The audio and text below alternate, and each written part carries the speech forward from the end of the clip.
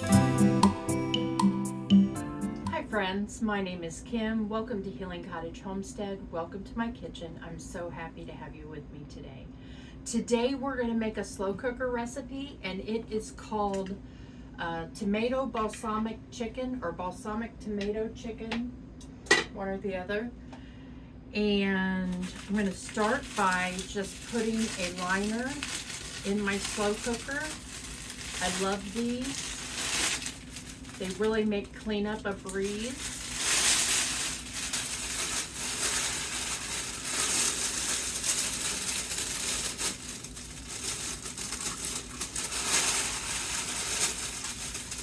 And we're going to start by cutting some onion. The recipe that I'm basing this off of called for shallots, and I don't have shallots. I normally don't, but I'm okay with using onion.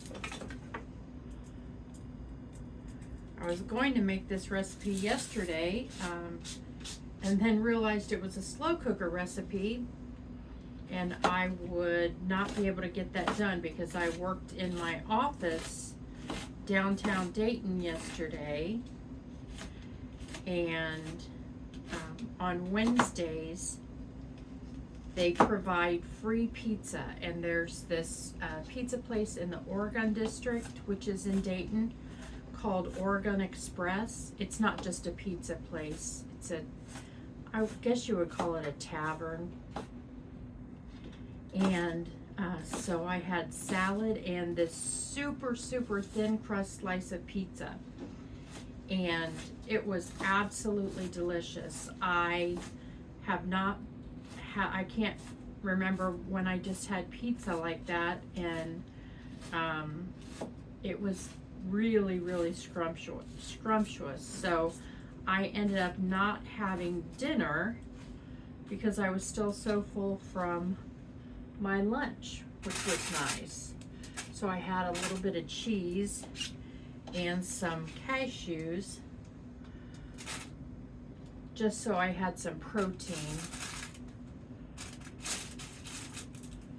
last night. Now this recipe does call for carrots. I don't like cooked carrots, so I'm not going to use carrots.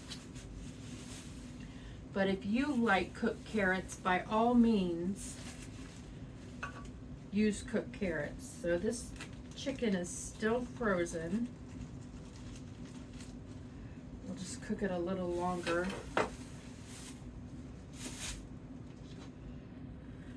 In the slow cooker.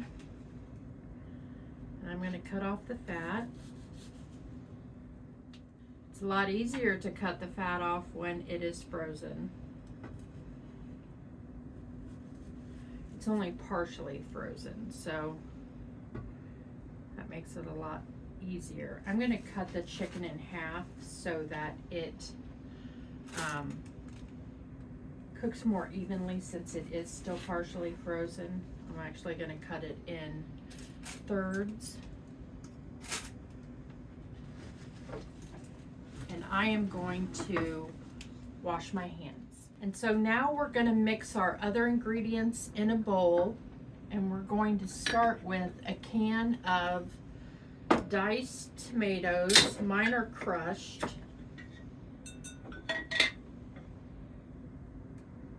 Smells good. Oh. You would expect nothing less from me, would you? And we're going to use about a half a cup of chicken broth.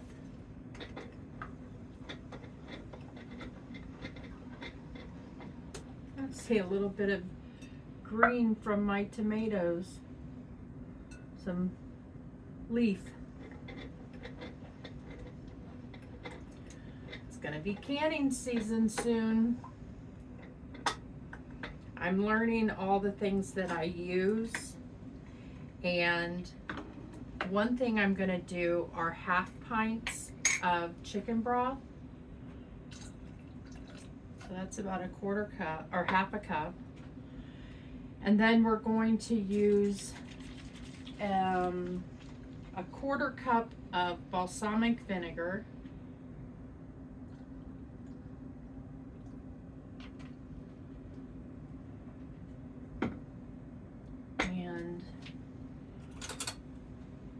the equivalent of a couple cloves of garlic.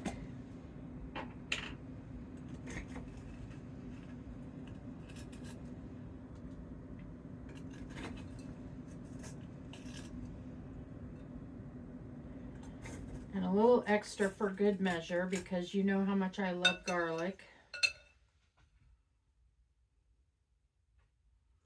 And then the recipe that as I said, I was basing this on, I'm not doing it exactly, but the recipe I based it on calls for Italian seasoning, and I don't like Italian seasoning.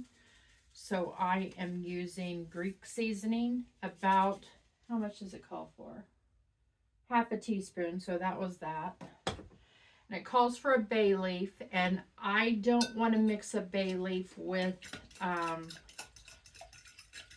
the Greek seasoning. So I don't know that it would be bad. It's just not necessarily the flavor that I'm going for.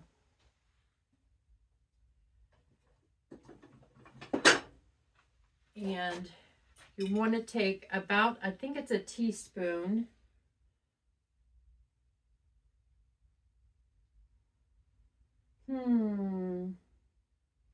It's a tablespoon of all-purpose flour. And a tablespoon of olive oil.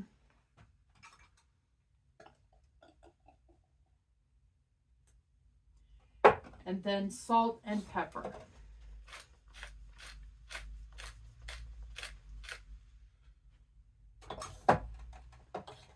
And we are actually going to serve this with orzo today. The nutrition information is such that we have room to be under 45 grams of carbs and still have orzo. So I'm just mixing up that flour into my liquid.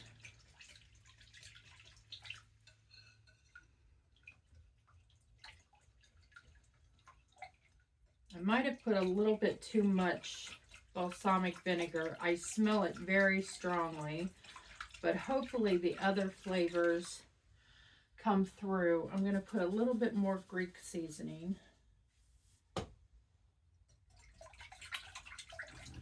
And then I'm just going to top my chicken mixture, my chicken and onions.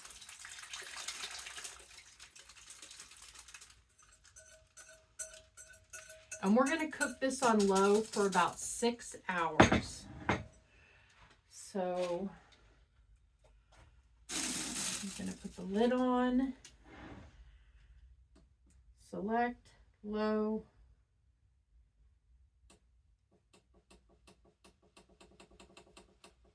in 6 hours. And then we will come back in about 6 hours. We'll make a little bit of orzo and we'll give this a taste.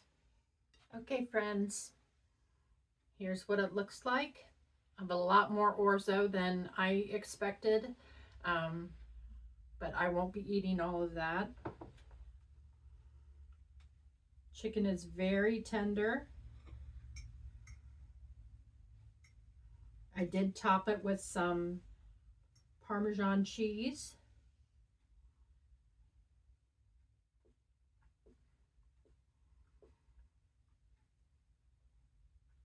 Friends, that is delicious.